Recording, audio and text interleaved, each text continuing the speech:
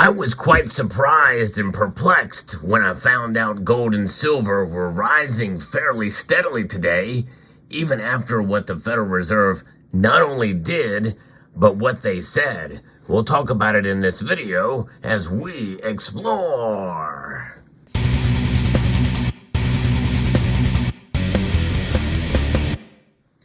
Gold and silver are solidly up today as the markets have made a move in reaction to what the Federal Reserve did. We're going to go through some of this, but first I'm going to give you what the prices are for gold and silver moments before the markets close. Gold is edging up over 1.37% right now. That's right, 1.37%, which is the same percentage increase as silver is right now. Gold is up $31.40 to $2,318.30. Silver is up 36 cents with a 1.37% increase to $26.72. So we're getting closer to that $27 mark again. But we can celebrate today because essentially gold and silver are flipping off. In other words, giving the middle finger to the Federal Reserve and what they said today. But it may be short-lived. By the way, it's mixed news for both platinum and palladium. Platinum is up $15 and palladium is down $4, bringing those two metals closer to parity and online here. So what did they say? There's a couple different things we can take away from what the Federal Reserve said here. Well, of course, it was no surprise that the Federal Reserve left rates unchanged. So that was baked in for a while. And I think, in a sense, buoying up gold and silver prices, keeping them afloat and above certain levels. Now, gold especially, there's a lot of things keeping it well above $2,300 an ounce now. And the biggest one, I think, is what central banks are doing, buying and holding on to gold, increasing their coffers of gold. Their vaults are filling up with gold because they know what's coming.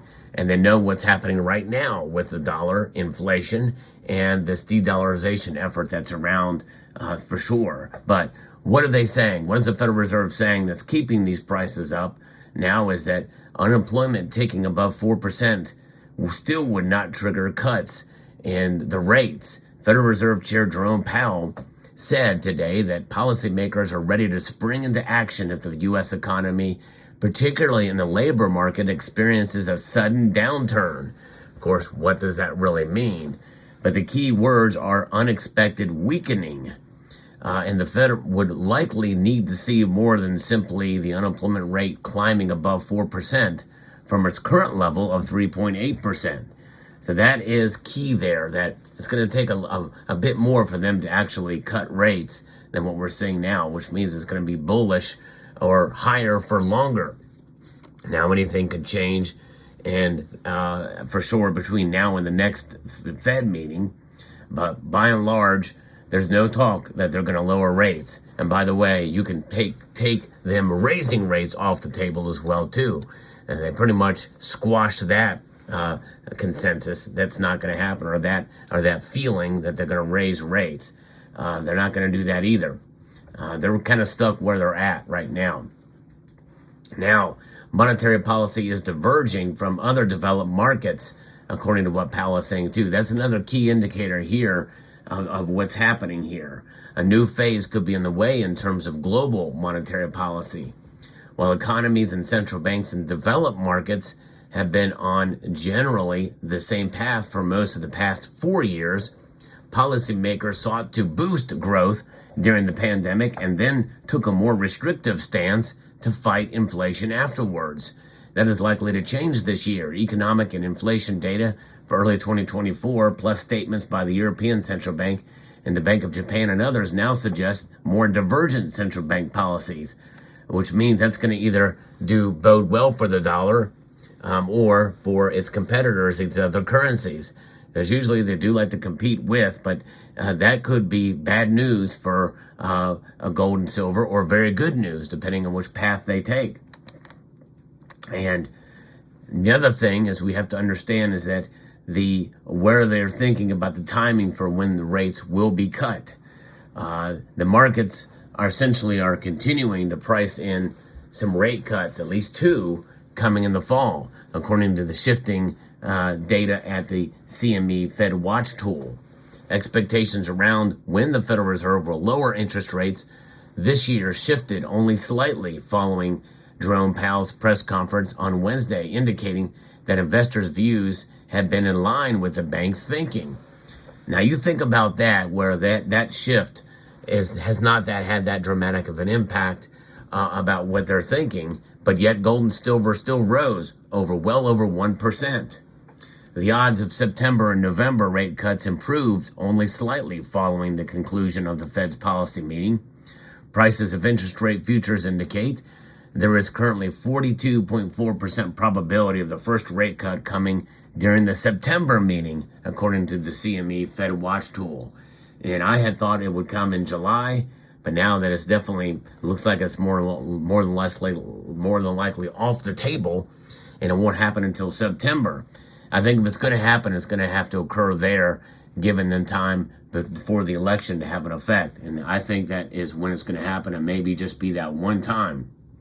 But you think about it, this is affecting the dollar index. It's down, and obviously that's a direct correlation to gold and silver prices as they are up here.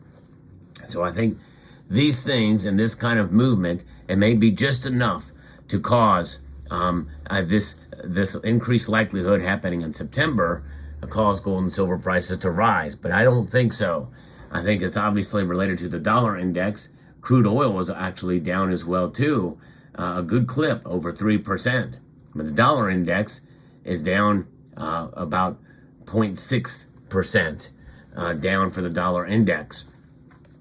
But it's interesting and fascinating to see how this is happening here, what's going on with this. But it is up. I'm now going to be referencing here an article from Kitco. The gold market is seeing some renewed bullish momentum, trading near session highs as momentum in the U.S. labor market cools, with the number of job openings falling more than expected. That's another reason, too, why I think gold and silver are rising now, in spite of what the Federal Reserve is saying here, and based off of what's known as the JOLTS report. Trading session near high as momentum in this U.S. labor market is now cooling off a bit. These job openings, a measure of labor demand, dropped to 8.49 million as the last day of March, and the Labor Department said its monthly job openings and labor turnover survey, which is the JOLTS report, on Wednesday, the number of job openings has dropped by 1.1 million over the year. The data was weaker than expected as consensus estimates looked for the number of jobs available to be around 8.68 million, but still not enough to affect their calculus for rate cuts. The number was weaker than expected, and the number of jobs available has dropped to its lowest level since February of 2021. The weaker employment data is breathing some life into gold as prices have bounced off critical support, and that very well could reflect, and it is reflecting with silver too. But silver usually outperforms gold at that point, but it is not today. In fact, it's very close to the same level here as looking at the price continuing to change. Gold is now up 1.4%, 1.41, silver up 1.45%. $26.74 for silver, $23.19 for gold. Federal Reserve has been paying more attention to this JOLTS report as a leading indicator of tightness and slack in the labor market, potentially impacting wage inflation.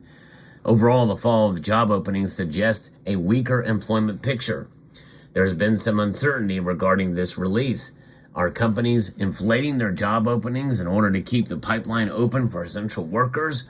According to Greg Mikowski, current analyst at Forex Live, regarding the quits rate, its decline is also a tilt to a safer jobs picture.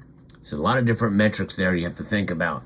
But the fact is that they're paying attention to it, but they still don't want to see, will likely do not much if employment rate even goes up to 4%.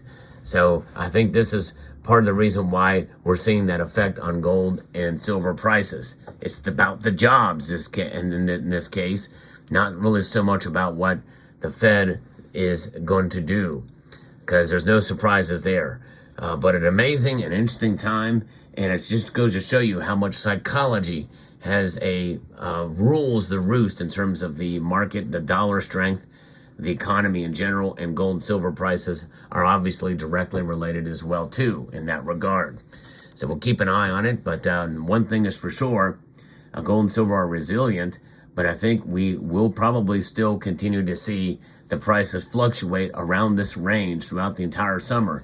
The summer doldrums for gold and silver, I think, will be likely to stay in place, but we can celebrate as stackers of gold and silver if the range is within that $4 that I talked about in the prior video, where silver is trading, above $25 an ounce, and somewhere in the range between $24 and $28.